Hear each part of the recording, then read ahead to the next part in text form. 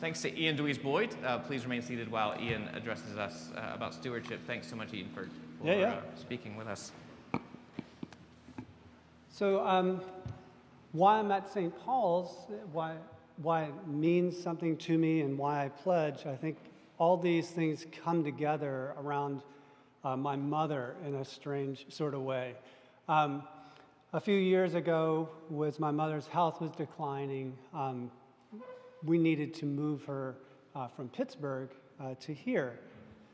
And my mother, to say that she was a dedicated churchgoer is an understatement. She was like an active member of at least 2 congregations and the like. So when we thought about moving her here, we moved her to Elizabeth Cowsey House in Amesbury, and I was wanting to have a church that we could go to together that would be close enough for us to go to and all. So that's what led Margie and I to come to St. Paul's for the first time, to sort of scout out and see, is this a place that would be good for my mom? And it was warm and welcoming, a place where the gospel was preached, where we could see the life-giving Spirit.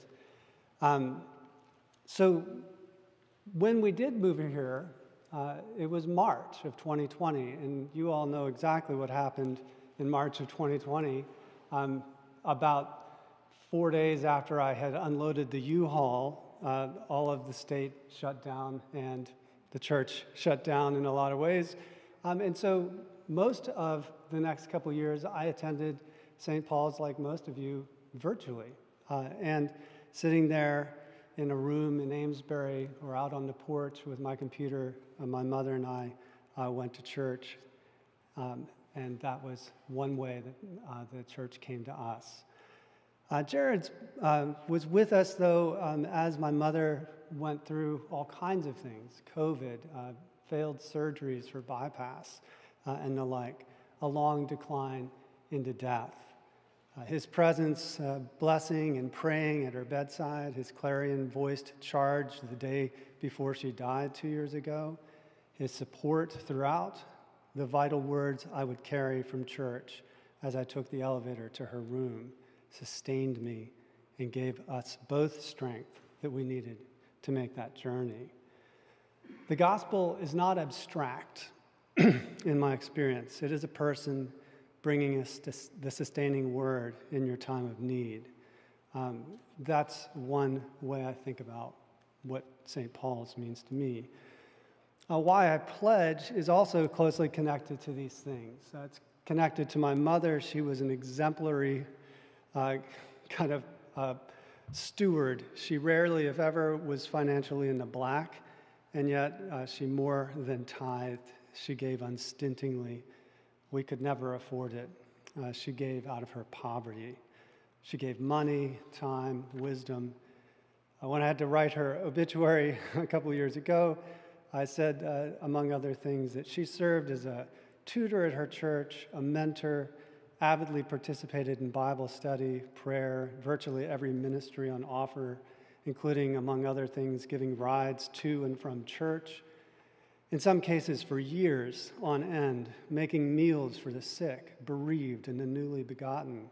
She understood the lesson her mother had taught her: show up, say yes, never turn down an invitation. She was also obviously given excellent lessons. Her mother was one. But when we moved to Willow Grove, Pennsylvania, when I was 11 and my sister was 6, my father left us. We had no community. She had no job. The members of the Calvary Presbyterian Church surrounded us with love. Louise Giroux, a walking definition of grit, would slip me $2 each week to buy milk at the local convenience store. John and Larry, young seminarians, supporting themselves with their jobs at Howard Johnson's, would spend countless hours with me. When I was older, in high school, I had a mentor who was he ran the local dairy, had But he spent his time teaching and mentoring me. He would ferry me back and forth from youth group into the night, even though he would have to be up at 4 in the morning for the dairy job. These are just a few people. These are stewards. They gave from their great gifts, the gifts that they received, gifts of mind, gifts of heart, gifts of money. They remind me of a kind of an image that comes from Basil of Caesarea, who was a preacher in 369 during a great famine. He gave a sermon that sort of rang through the years. In this sermon, he was preaching to people who were seeing people starving in the streets, but kind of racking up the prices on their grain and the like. He says that we should be, he said, like mighty rivers. He urged the people to give. He says, the mighty river that is divided into many streams in order to irrigate the fertile soil. So also those who give their wealth to be divided up and distributed in the houses of poverty-stricken. The river, as I was running yesterday along the Merrimack, I was watching, drenched with the rain. It's like that. The rain falls freely.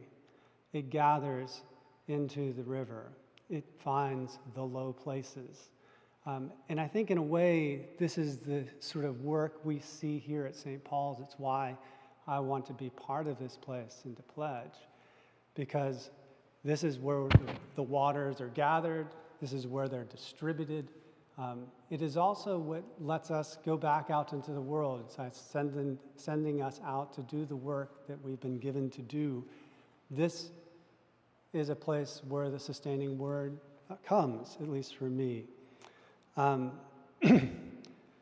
So back to Basil, we'll just say, he's asking us a question.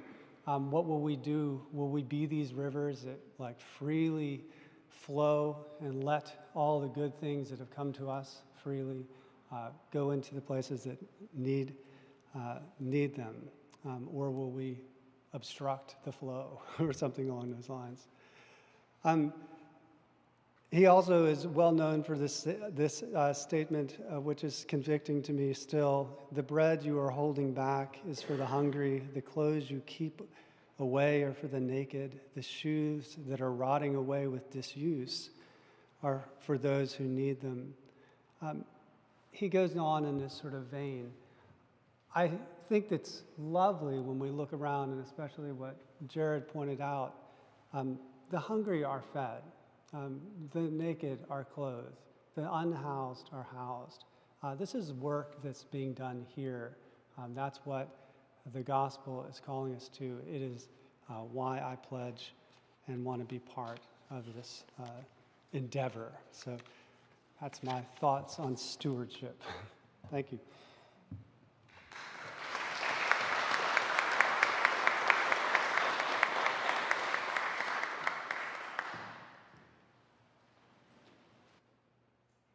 Thank you so much, Ian, for those profound words and your deep faith.